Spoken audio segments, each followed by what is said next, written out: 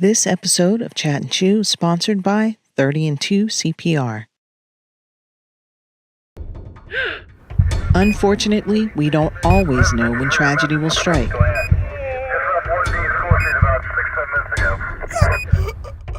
But when every second counts, isn't it good to know that 30 and 2 CPR is just one heartbeat away? Our qualified instructors are standing by to provide you and your staff with the training you need to meet emergencies head on.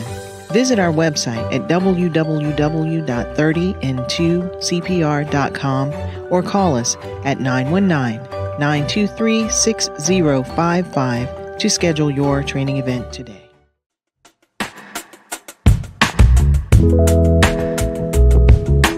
We've been celebrating Mental Health Month, the whole month of May. And I wanted to end this segment with a couple of friends that have been working in this field for a number of years. And we're going to talk about some things in this segment, like coaching, what is coaching. We're going to talk about peer support. And I want to encourage our guests, if you need to get some mental health assistance, for anybody in your family that you think is struggling with mental health, please find services in your neighborhood, in your community that's available, and encourage them to get the help they need. So I know that a lot of you is tuning in to us during your lunch break. So let's chat and chew while you do.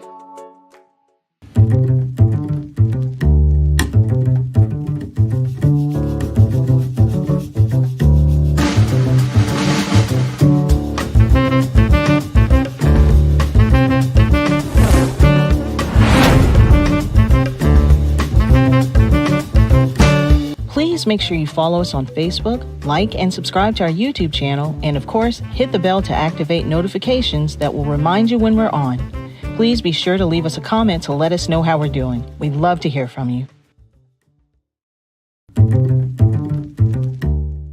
Hello everyone, this is Glenn Warren, founder and executive director of Fathers Forever. I want to share an alarming reality with you. 627,000 fathers are incarcerated that have kids under 18.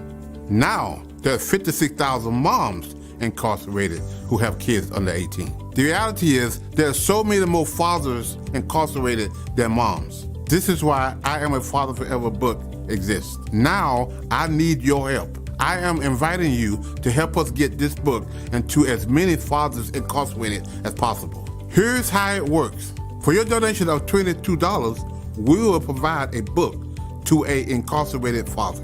Thank you in advance for helping Fathers Forever heal fathers and save families.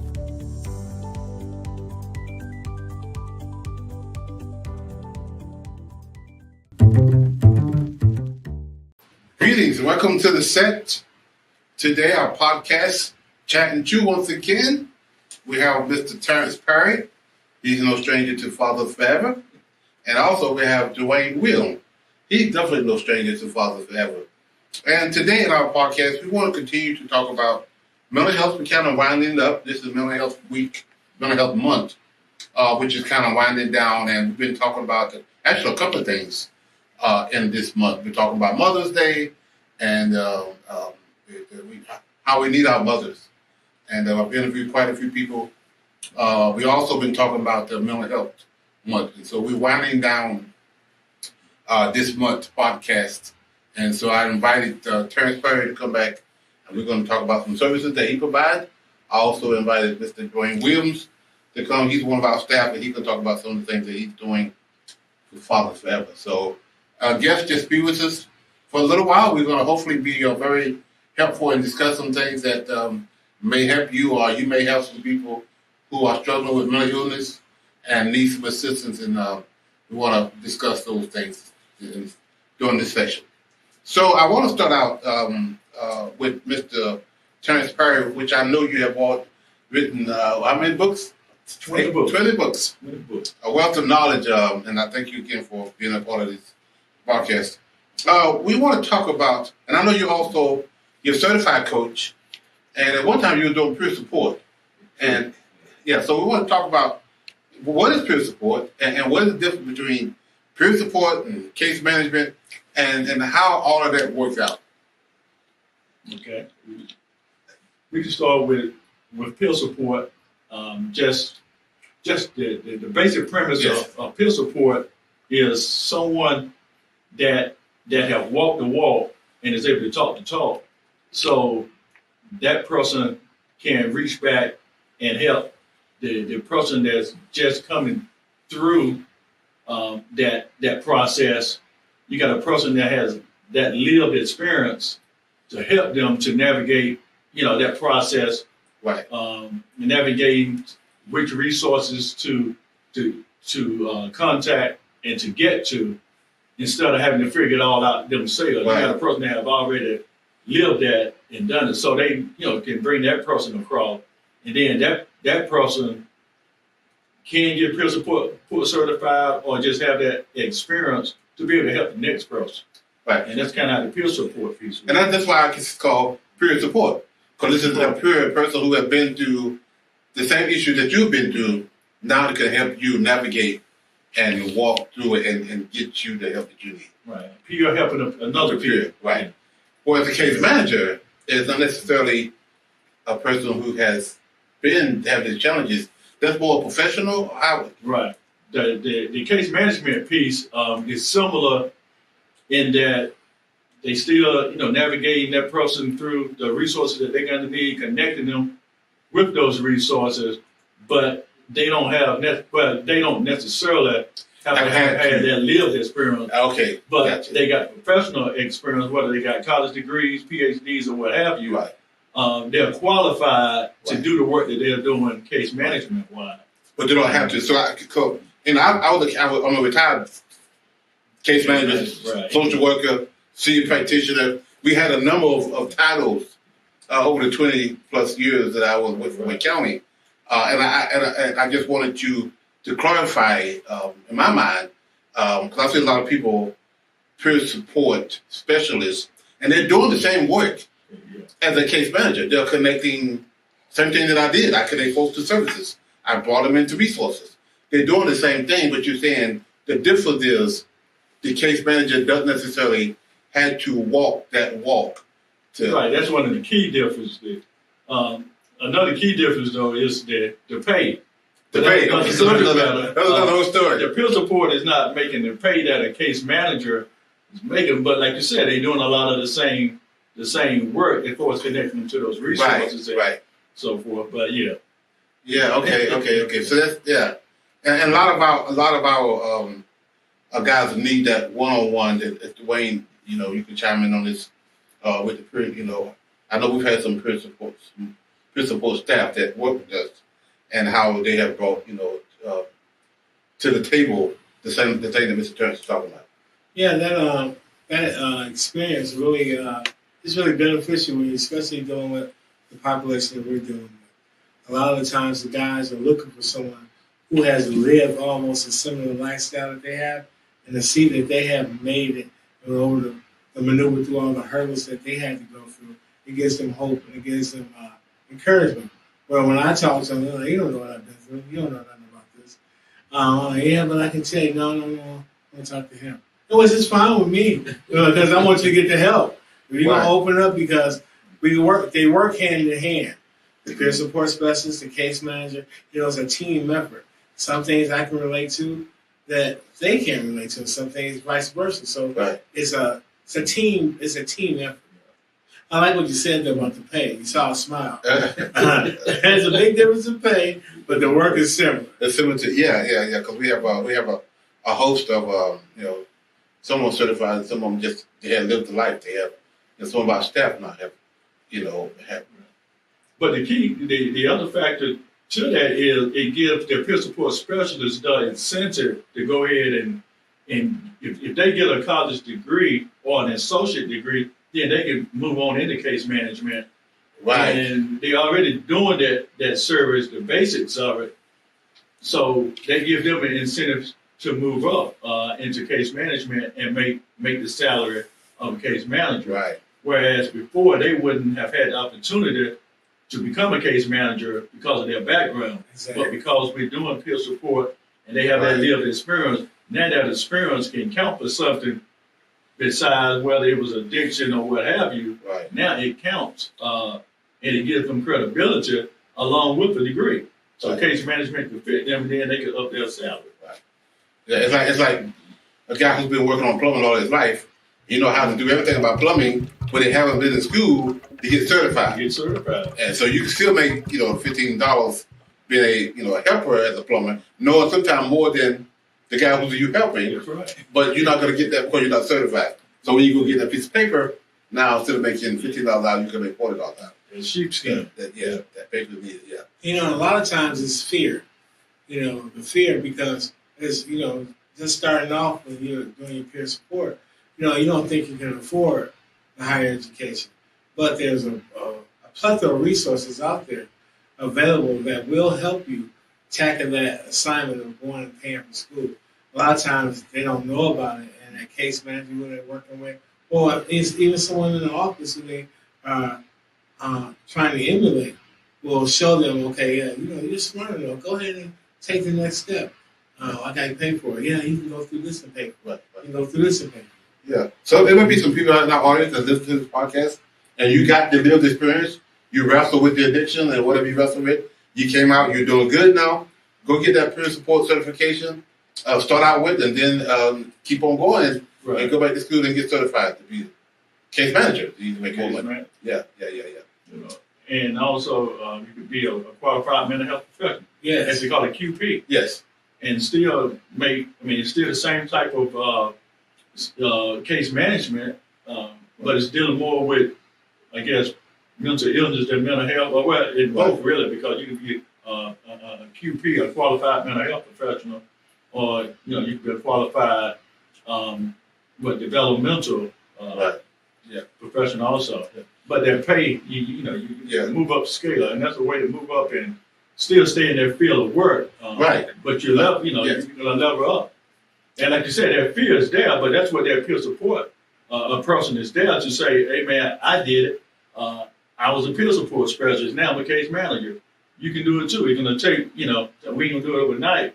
A couple, 2 or 3 years, and you can make it happen. It can happen for you also. So you can put that in your 5-year plan. That's the goal that we're seeking. Because even in peer support, you're still striving to move beyond that. That's not where, some people may be comfortable staying in peer support. Others, as you said, they may want to move up. That's how, that process can take them to where they're really trying to get to. And you mentioned something just a little while ago, like your plan. And your plan. A lot of times, people don't make plans. And that 5-year plan is a very good avenue for people to move up. And, when you say 5 years, it appears that, that's a long time. But no, it's not. It's not. 5 sounds long, but for those who have been on the end of incarceration, for those who have been in some type of addiction commitment, no, 5 years go like that. So if you concentrate that time on your plan, you'll be like, wow, I finished that so quickly. Right. It moves fast. Yeah. And one of the things that we try to strive is to bring good qualified people, because our job, our part of our responsibility is to help men and women, for that matter, who's struggling with addiction or who's struggling with, habits that cause them to be incarcerated. How can we bring them the resources to help them stay free from their addiction, help them stay forward and don't, do those stumbles and end up back in the same situation that you was in. And sometimes that 5-year or 3-year or whatever it is plan that you got will help you stay focused to provide people now, because if you've been through addiction and whatever, and now your goal is to keep other people from going through that, helping them walk that life, a sober life, what are some of the things that you can tell them that you can help your peer person to do? Yeah. Again, not just the 5-year plan, but also setting those it's called those mini goals, short-term goals. Short-term goals to where you may not look at you look at the overview of the 5-year plan, but then we're going to look at the 1 year. We're going to look at the 6 months. We're going to look at this first month. and that makes it smaller. You're not going to eat a whole elephant at Right. once. Yeah. But when you break it down in pieces, small bite sizes, Yeah. then it's not a bigger hurdle, to go out there, and you have to kind of take that person through that process of seeing it. Yeah, Right. you want to see the bigger vision to give you the vision that we're striving for. But now, how you going to get there? And see, as a coach, a part of that the coaching piece, it goes along in showing you that plan. That Right. you got the goal. Now we're going to break it down and to small attainable goals, as you said, small bites that you. So and everything that you achieve in that small term needs to be celebrated. And a lot of times when I say celebrate, I don't mean everybody giving you this big old fanfare, but knowing within yourself that you've accomplished this, that you set out and you accomplished this small little few. If I did this, I can do this. I can do this. And then the more you keep accomplishing things, you be like, wow, I can do this and this and this. It builds that internal confidence. That I always say we got to turn on their internal triggers. Because if not, if we don't stimulate them from in, outside stimulation, they don't do no good. Right. So Clarence, talk about the coaching aspect.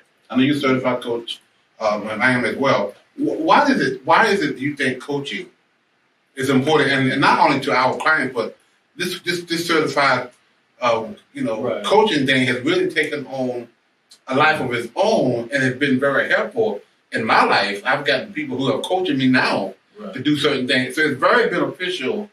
So tell me, talk about coaching. What is it like? What is it? For coaching, and you can take coaching and apply it to, like we know, coaching in sports. Right. You got that. A lot of times, that coach may have that lived experience again. Just like in sports, or they may not. They may just have that professional background. But in coaching, you're looking at, again, the goal aspect of it. How are we going to achieve this goal? Right. How you're going to achieve the goal. The coach is not going to do it for you. Right. But the coach can support and be there with you in showing you those steps. Like I said, those bite-sized steps of how. So that's a few questions. A lot of times I'm going to ask the person, why do you want to do this now? Why now? Why now you want to get this degree? Or why now you want to buy a car? Or why now you want to buy a house? Why now you want to get married? I'm going to ask you why. And then once we know the why, then we can move into the next motivation. So how motivated are you to do this? Because it's going to take some energy. Oh, It's going to take some time. It may take some money. Mm-hmm. How motivated are you to do this? And once they answer these questions, and then we'll ask the questions of, okay, let's write these steps down, because there's got to be an order in which things are done, and a lot of times if they're done out of order, it's not going to work out for you. Right. But if I can help you to order your steps, then that's going to make it a smooth transition for you getting there, and you can see it. And then we got to timeline. Right. So how soon are we going to try to achieve this? We're not going to take forever. We're not going to take the whole 5 years to do this part. The vision, may take 5 years, but what we're trying to do now shouldn't take 5. So we'll break all that down in those coaching sessions. Right. And that helps, along with, then you still got your peer support person too, that's going to walking you, you through into those resources. So it just makes it easier. And then the coaching piece help you to see it, and the accountability. I'm going to hold you accountable. I'm not going to do it for you, Right. but I'm holding you accountable to what you said you was going to do. So when we meet again, I'm going to ask you, did you achieve that goal? Right. Or if you didn't, why didn't you? Because things happen. Mm-hmm. You may say, well, I was doing it, but, hey, motor in the car blew up, or, something happened to where you may have to pause that. Some setbacks. You may have to pause that for a minute, but it don't mean that you're not going to come back to it. Right. It just means, okay, I'll pause here. Let me fix and do what I need to do, and then so I can be back here. And we're going to coach through that also. Right. Because, you need to pause here, but we're not going to, I'm still hold you accountable to what you said you was going to do. We may not have finish. Say, well, we're supposed to have been finished in July, but now it may take the August or September. That's fine. Right. We're still on track to doing what you said you're going to do. So coaching is really not you trying to solve the problem. It's you asking them, let them help solve the problem. But chances are, like you said, they know the answer themselves. Right. Your job is to help bring it out of them. That's right. To understand. Have them to bring it to the forefront of their brain to where we got to make it realistic. Because then I'm going to ask you, is it a smart goal? We're going to add, that smart goal. Is it Attainable. Is it attainable? Is it measurable? Realistic. All of that. And if it is, then we should be able to achieve that, right? Yes. You should be able to achieve that. And you say, yeah, I can achieve that. As a coach, I'm just going to hold you accountable. When we going to check in again? Weekly? Monthly? But when we check in again, I want to know back to that why. Because this is what you said you wanted to do. Right. Again, you said you were motivated. How motivated are you? If you say, oh, I ain't really that motivated, we're not going to work on that. We need to find another goal to work on. Right. So their goal is to stay sober. Goal is to stay sober. Again, the next piece is how motivated are you to stay sober? Are you motivated enough to go to AA, NA or something, twice a week, twice a day? How motivated are you? Because this is what you got to do. This is what the ones before you had to do to stay sober. And it worked for them. How motivated are you to do this? And like you said, you answer that because you already know the answer to it. How motivated you really are. Right. So Dwayne, a lot of our clients, a lot of guys we work with, and not just our clients, but anybody, we all struggle with the thing we call anger. Yes. And a lot of times, that's the situation that can really cause you to have a setback if you don't know how to manage your anger. And one of the things that we teach, we have a class that we teach, and Dwayne teaches class, the C-suite class about anger management. And it's called anger management for a reason. It's because you have to get tools on how to manage your anger. Because if you don't, it will manage you. And so tell us about the anger management classes and how beneficial it is. The anger management class that we do here at Fowler's Forever is a 6-week course. And basically what we're asking the guys to do is actually look in the mirror and see what triggers you, what makes you mad. And the first thing I start off with the class start is I break it down for them. Anger is a natural occurring emotion that we all have. The problem is how we display our anger. The next week we go over triggers. What are triggers? And one of the clients said, "Oh, I know the trigger on the gun." I said, "Nah, I'm talking about that type of trigger. Right. I'm talking about. I want you to tell me what triggers you. What makes you mad? What are those little things, those little microaggressions that occur in your life daily that trigger you to explode?" We go from triggers to coping skills. How to cope with day-to-day life, how to cope with your partner, how to cope with society, how to cope with job. Then we go to microaggressions. What are microaggressions? Microaggressions can occur with us daily. We leave microaggressions, and then we can go to this one that I'm really pleased with, which is the iceberg theory. The iceberg theory states that we show 10% of what you see is our emotions that you see up on the surface. Those are those good emotions. Like when a young man gets with a young lady, they only see the good part. But see, we got that iceberg and that buried stuff. That stuff that's underneath that bubbles up when you get angry, when you get mad. They don't see that. And so when I started explaining the iceberg theory, we watched a little video, it really kind of had an epiphany. It kind of opened their eyes. It's like, wow, I didn't think about that. Then we end with cognitive distortion. Cognitive distortion is your way of thinking. I call it stinking thinking. But we go through a whole litany about the way you think, your thought patterns and everything. Then we bring it right back around to anger and how to manage your anger and facing the man in the mirror. Because once they face the man in the mirror, they can face everything else that's going on. But a lot of people have hidden from that man in the mirror. Mm-hmm. They've hidden from the hurts and the pains that they have. And our last one, and I said this to everybody, forgiveness. Yes. Forgiveness. And a lot of times it's really not taught with certain classes, but I believe that forgiveness, when forgiving yourself, forgiving others, that for what has occurred in your life, positive, negative, whatever, you got to forgive. Because if you don't forgive, you'll hold on to that hurt. Right. And it drags you down because when you go into another situation, all that stuff kind of toggles back in your mind. Right. But if you've let it go and released it, Right. you ain't holding it no more. You can carry on. So that's a little bit about the anger management class. Well, it's interesting you said that about forgiveness. This is a book that we wrote, I Am a Father Forever. We're going to talk about this a little bit more at the end of it. This is our fatherhood book, Yes. curriculum. And in the middle of it, we have a whole class on anger management. Anger management. And the quote from that, you've already went through this now. Anger can never be managed without the weight of forgiveness. Yeah. And so the years that I taught anger management, you got to teach forgiveness when you teach anger management. If you don't, you're not going to get very far. You're wasting your time. Wasting your time. Because if you don't, and again, anger can never be managed without the ways of forgiveness. In other words, you can't really get a grip on this thing unless you learn how to forgive.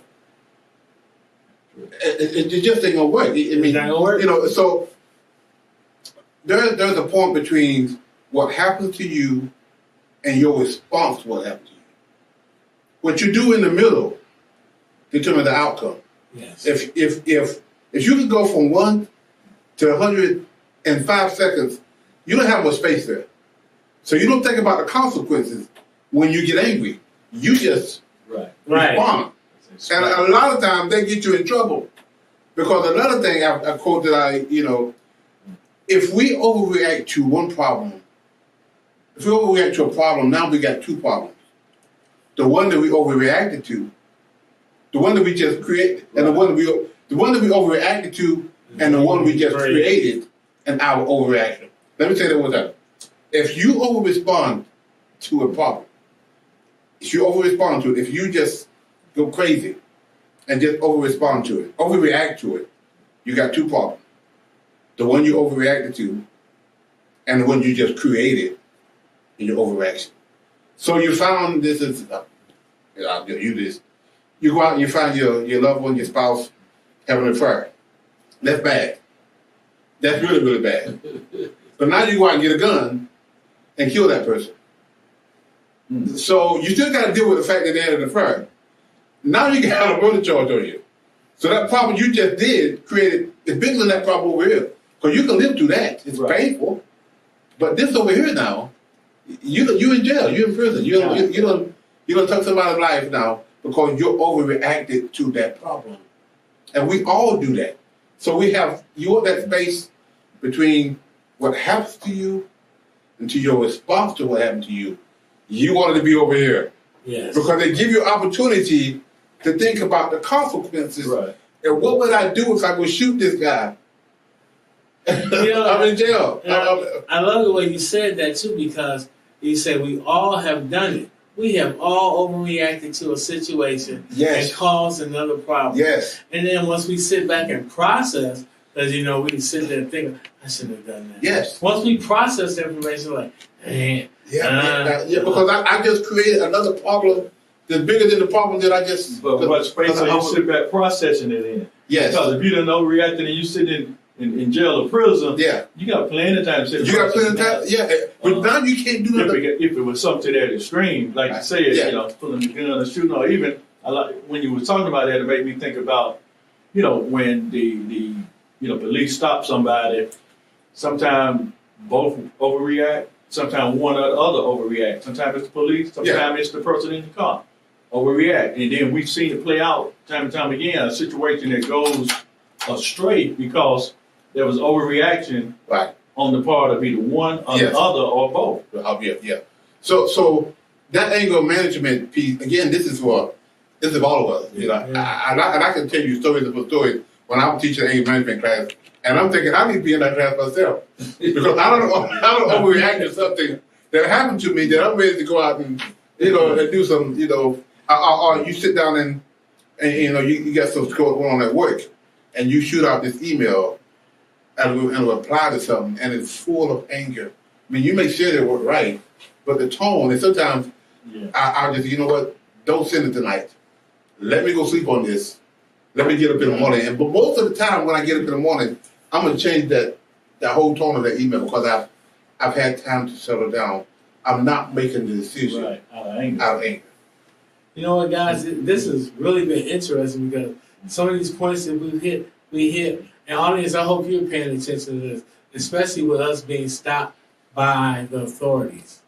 Nobody likes to be stopped by the police. Right. But save yourselves. Comply.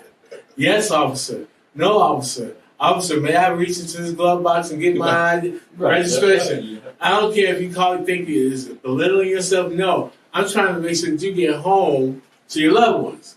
Because as my colleague here, Dr. Warner said, we've seen it over and over again go the opposite way. Overreacting to a minute situation. Yeah.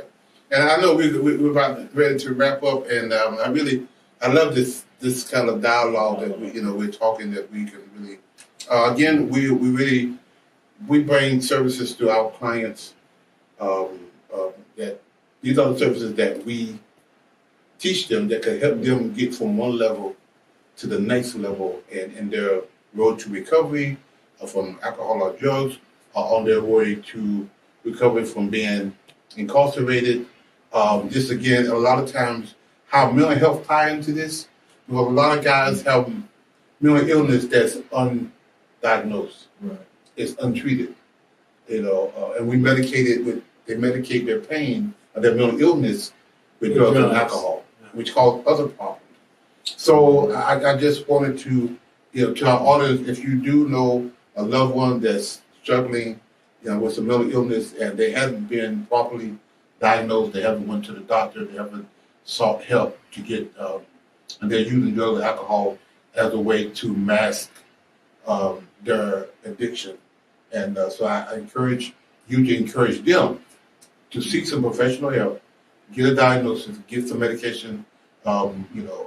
Mental illness is the sickness of the brain, like diabetes is a sickness of the heart, a sickness of the body. Both can be treated if you go to the doctor and get the medication that you need and get the treatment that you need. So again, thank you, Terrence, for coming, and I think I don't think we got off topic too much today, but I just wanted to kind of end this with again with sometimes undiagnosed problem, because the stigma about mental illness. If a guy gets mental retardation is one thing. People kind of sympathize with people with Down syndrome, but mental illness is taboo. It's like, you crazy. Especially in our community. Yeah. In the African American community, it is a very taboo subject. Yeah. We've all known somebody that had the Uncle George or Aunt Jewel, or somebody that kind of stay in the back room. Yeah. Come out. And hopefully we're bringing that to the forefront now. Because there is help out there. Yeah. There's help for all of us. Yeah. So I encourage you to get help if you need it. There's plenty of therapists out there, coaches, mental health professionals that can help you get the services that you need to be whole and move to the next level. Here's 3 ways you can support our Dads at a Distance initiative. Give a copy to a family member, our friend. Donate monthly, a book monthly, 5 books monthly, how many books you want to do monthly donation. Reverse book signing, your church, your business. You can make a donation go to our website at www.afatherforever.com and go to our PayPal at Fathers Forever. Our Cash App is $Fathers Forever. Make your donation today. Please include in the note section, include DAAD. Again, include in the note section DAAD.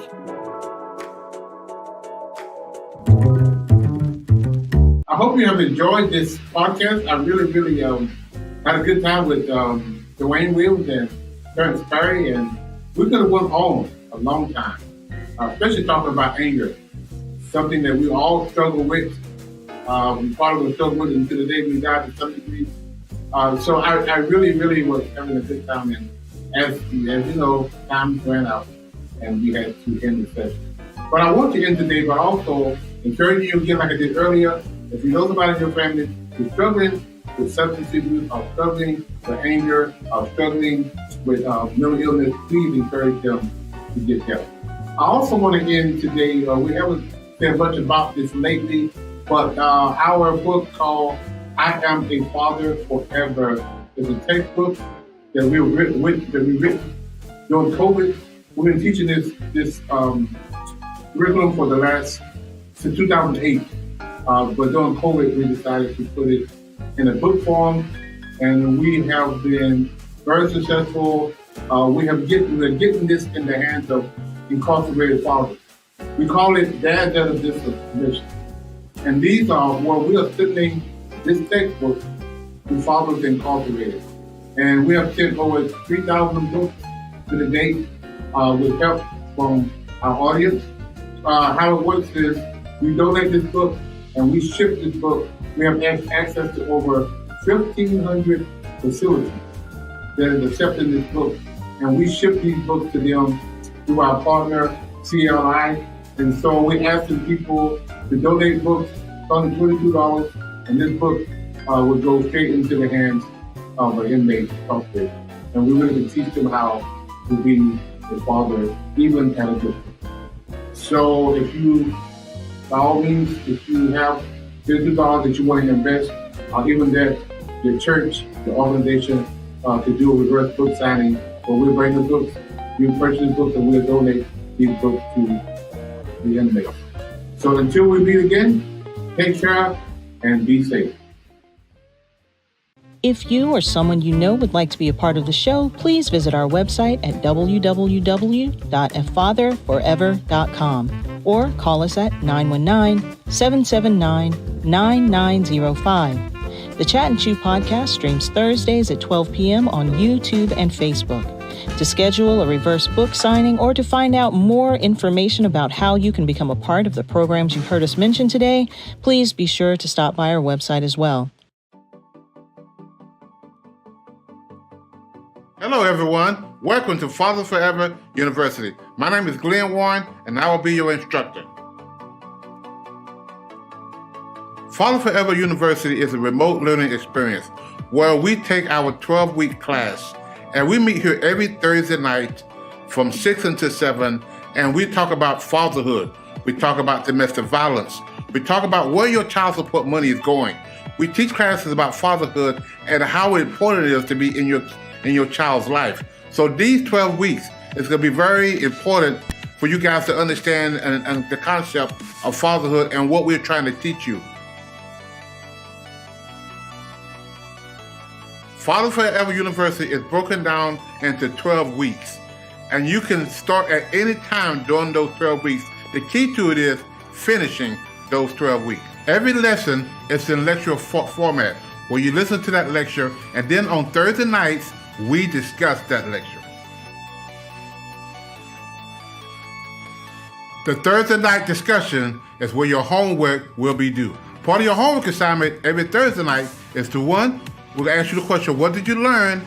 And the second question, how am I going to apply what I learned? We also have specific assignments for each lesson in the notes below. This has been an introduction into Father Forever University. Now let's get started in lesson 1.